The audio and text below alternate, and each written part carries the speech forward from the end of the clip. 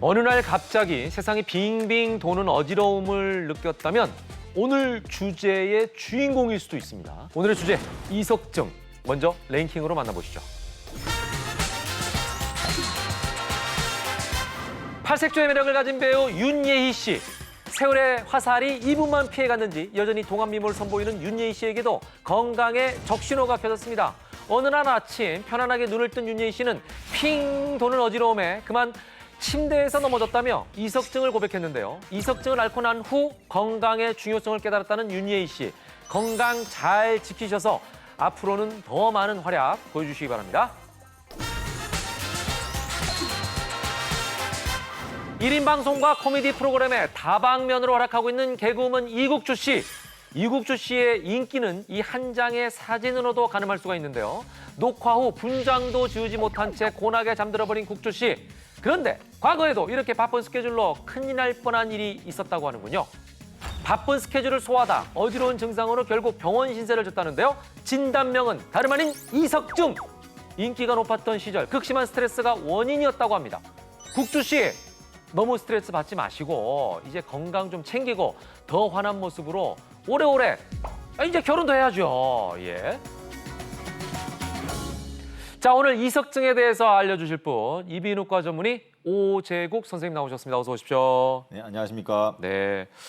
아주 뭐 편안하게 이렇게 캐주얼 차림으로 오셔서 예, 저희도 마음이 되게 편안하네요. 예. 자, 저희가 이제 이석증이라는 말은 굉장히 많이 들어봤어요. 이석증 그러면은 귀 이자, 돌석자.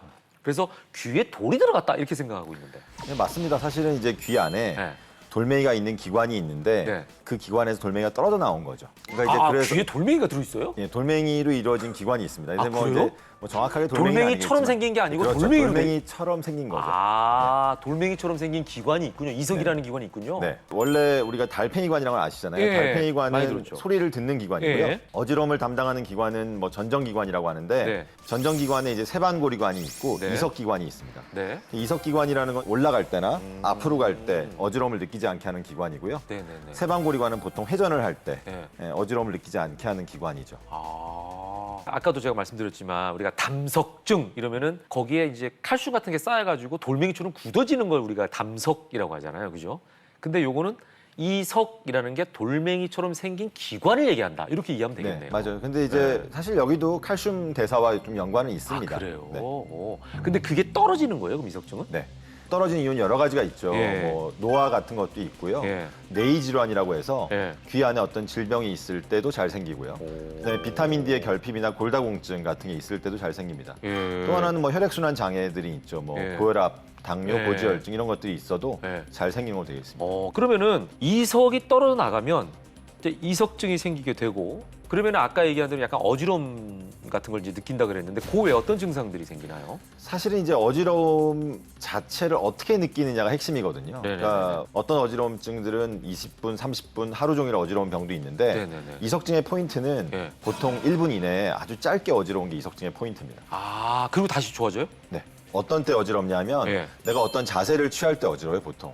내가 가만히 있어야 어지럽지 않는데 예. 돌멩이가 떨어졌는데 그 돌멩이가 이렇게 돌 때 어지럽거든요.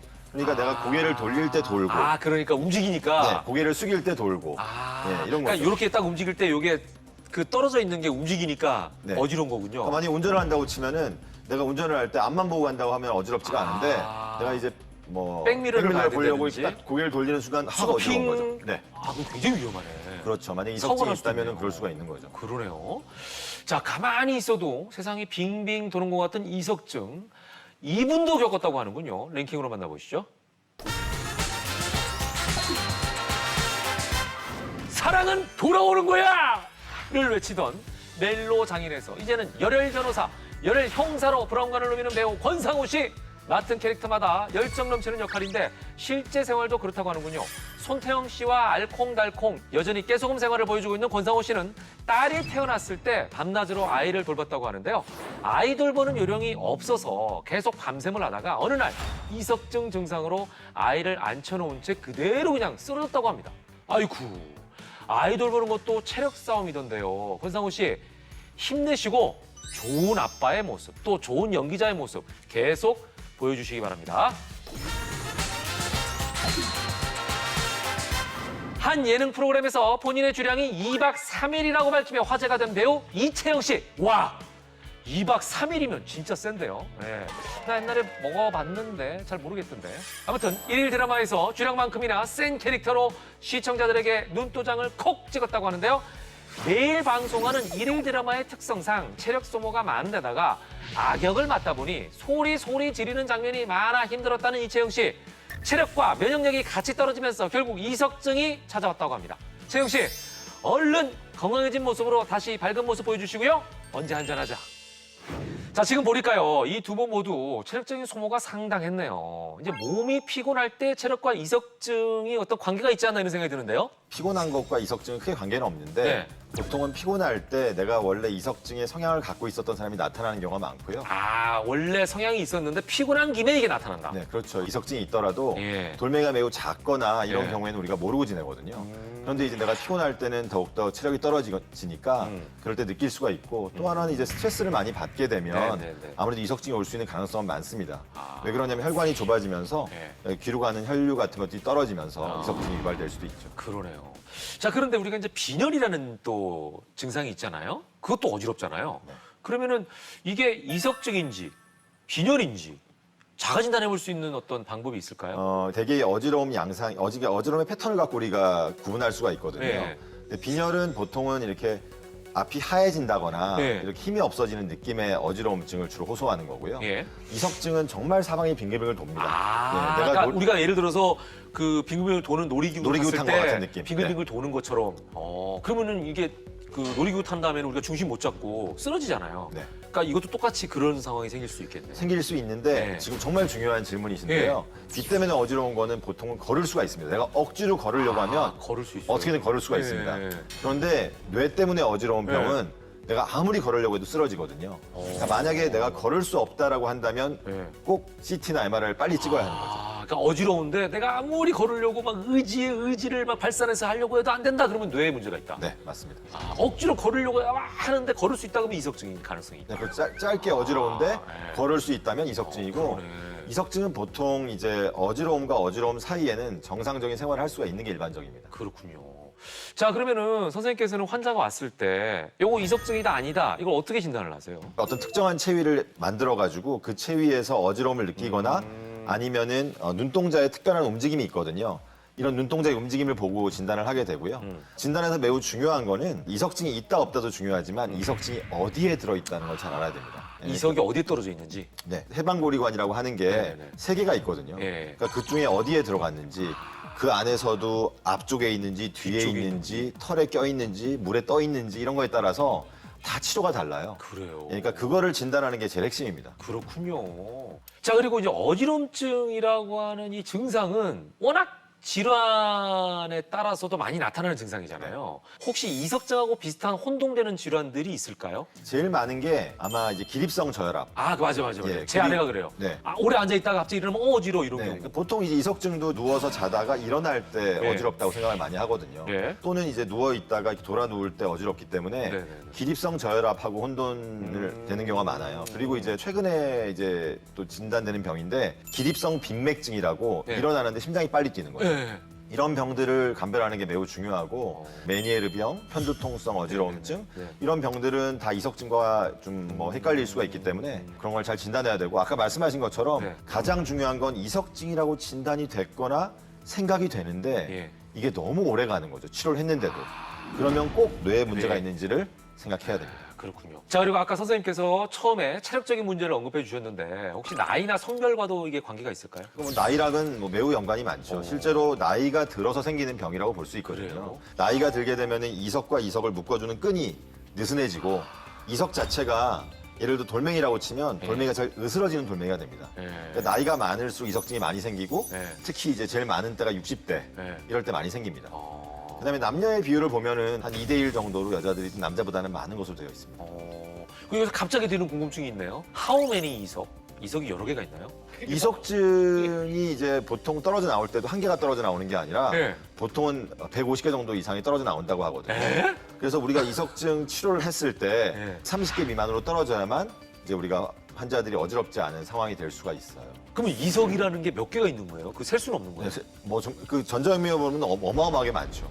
오. 말하자면 낙석 떨어지듯이 예, 주르륵 떨어지는 거죠. 그러면 떨어지고 나면 이성은 다시 또 생성이 되는 거예요? 뭐 예를 들어서 몇 개인지는 모르지만 만약에 전체가 100개다. 네. 100개 중에 뭐 3개가 떨어졌어요. 네. 그럼 97개가 남아 있는 거잖아요. 네, 맞습니다. 그럼 다시 3개를 채운다든지 그런 건 아, 아니에요? 그럴 필요는 없습니다. 아, 그런 건 아니에요. 네. 자, 이석증은 또 언제 어떻게 올지 모르니까 또 갑자기 아프니까 참 다루기가 어렵다라는 생각이 듭니다. 알면 알수록 그리고 이석증이라는 게 신기한 병이기도 하네요. 우리가 잘 몰랐던 오해 소지가 있었던 부분들도 있습니다. 자, 이석증으로 고생한 스타 또 누가 있는지 랭킹으로 만나보시죠. 사슴 같은 눈망울로 많은 팬을 거느린 트로트계의 꽃사슴 장민호 씨. 머리부터 발끝까지 잘생김으로 무장한 장민호 씨는 어릴 적부터 자주 어지러움증을 느꼈다고 합니다. 바빠진 스케줄로 이석증이 다시 심해졌다는 장민호 씨. 심할 때는 자다가 구토까지 생긴다고 하는데요. 민호 씨, 바쁜 스케줄에서 틈틈이 휴식 취하는 거 잊지 마시고요. 감미로운 노래, 감미로운 얼굴 계속 좀 유지해 주세요.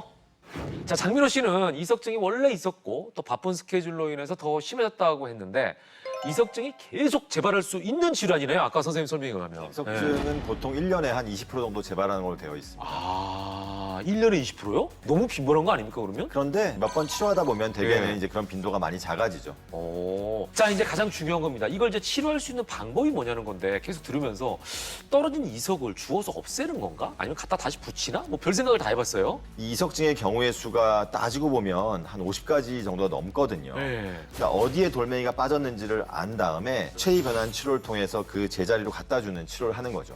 이게 1번이고 예. 만약에 이걸 했는데도 불구하고 잔존 어지러움증이 있거나 예. 아니면 내가 너무 불안한 경우 어지러움으로 인해서 그런 경우 약물 치료를 하기도 합니다. 만약에 내가 뭐 도저히 의사를 만날 수가 없는 상황이다. 예, 예. 그러면 내가 잠자는 자세를 잘 취함으로써도 예. 좋아질 수가 있거든요. 예. 여기에 포인트는 내가 어지럽지 않은 쪽으로 예. 옆으로 누워 자면은 예. 보통 좋아지는 경우가 많이 있습니다. 아, 그럼 이게 자연스럽게 치료가 되는 거예요? 네, 시간이 지나면서 그 떨어져 나온 이석이 그 귀 안에 있는 물에서 녹기도 하고요. 정말 안 좋아진다면 습관화라고 해가지고 예. 어떤 특정한 운동을 반복적으로 해주면서 예. 그런 어지러움증을 이기게 하는 방법들이 있습니다. 오. 자, 아까 그 장민호 씨 같은 경우는 이제 어지러워서 구토감도 느꼈다 이런 얘기를 했거든요. 뭐 구토는 그냥 어지러움의 하나의 증상이죠. 내가 너무 어지러우니까 네네. 예, 소화 기능 자체가 떨어지면서 예. 구토하는 거고요. 예. 혹시 그럼 집에 있을 때 이런 증상이 나타난다 그러면은 응급처치는 어떻게 하는 게 좋을까요? 고개를 안 움직이는 게 제일 중요합니다. 고개를 움직일 때 내가 어지러우니까 그러니까 이걸 딱 고정해야 되는구나. 예. 예. 제가 전공의 할 때는 옛날엔 기부스도 했었어요. 이걸 못 목에다가? 움직이게 하려고요. 오. 예, 근데 이제 고개를 움직이지만 않으면 대개는 어지러움증이 금방 좋아지거든요. 아까 말씀드린 것처럼. 그리고 뭐 만약에 정말 내가 어지러워서 네네네. 컨트롤이 안 된다면은 네. 뭐 응급약 같은 것들을 처방받아서 네. 응급약을 먹고 네. 조절할 수도 있죠. 그렇군요. 예. 혹시 이석증이 그러면 유전적인 요인도 있다고 볼 수 있나요? 아니면 이건 상관이 없나요? 유전적인 베이스까지는 발견되지는 않았는데요. 아. 사실 상당히 있다고 생각합니다. 왜냐하면 이석증이 잘 생기는 집안에 그 온 가족이 이석증을 갖고 있는 경우도 상당히 많아요. 아. 네, 그러니까 우리 신체가 만들어질 때 음. 내가 어떤 특정한 부분이 약하게 만들어진 거죠. 그 이석기관이라는 부분이 예. 약하게 만들어진 사람들은 잘 떨어져 나올 수가 있습니다. 그러니까. 그죠 선생님 부모님도 이석증을 앓으셨다고 하니까. 저도 뭐 이제 언젠가는 이석증이 뭐 어차피 노화로 인해서 생기는 네. 질환이라고 생각해 본다면 네. 저도 언젠가는 앓을 수 있다고 생각을 하지만 여기서 제가 꼭 말씀드리고 싶은 것은 네. 이석증은 정확히 진단이 되면 네. 100%가 완치가 되는 병입니다. 아우 너무 다행이다. 그거는 이제 재발을 하지만 완치가 되는 병이니까 그러니까요, 예. 우리가 잘 치료할 수가 있는 거죠. 야, 100% 완치된다라고 하는 병은 많지는 질병이 많지가 않잖아요. 네. 자, 그리고 이석증은 혹시 예방이 됩니까? 혈액순환 같은 것들이 중요하거든요. 네. 그러니까 원래 우리가 갖고 있는 고혈압, 고지혈증, 당뇨에 대한 어떤 그런 조절이 필요하고요. 그다음에 재발을 방지하는 걸로 최근에 나온 연구들이 비타민 D의 레벨이 떨어진 사람들을 비타민 D를 보충했을 때 네. 그 재발을 한 27% 정도 감소시켰다라는 연구들이 있거든요. 그럼 햇빛을 많이 쬐야 되겠죠. 그렇죠. 햇빛을 많이 쬐고 편두통이 있는 분들이 이석증이 잘 생기거든요. 네. 그러니까 편두통이 있는 사람들 같은 경우에는 네. 평상시에 삶의 루틴을 잘 지키는 것 네. 이런 것들을 잘 지키면 두통이 적어져요. 네. 그럼 이석증도 적게 올 수가 있죠. 그러네요. 자, 이석증 증상이 시작되면 세상이 뭐 빙빙 돌아서 일단 생활이 어렵잖아요. 그죠? 예, 평소 미리미리 예방하시고 또 여기에 대해서 대비하시면 좋을 것 같습니다. 그리고 아까 비타민 D 얘기하셨죠? 요즘에 너무 햇빛을 많이 못 보는 경우가 있는데 야외 생활 하실 때는 기왕이면 좀 이렇게 햇빛을 좀 보는 것도 괜찮을 것 같다는 생각이 드네요. 그리고 증상이 있다 싶으면 항상 말씀드리는 대로 바로 진료를 받아보는 게 가장 좋은 방법이다라는 말씀 거듭 전해드리겠습니다.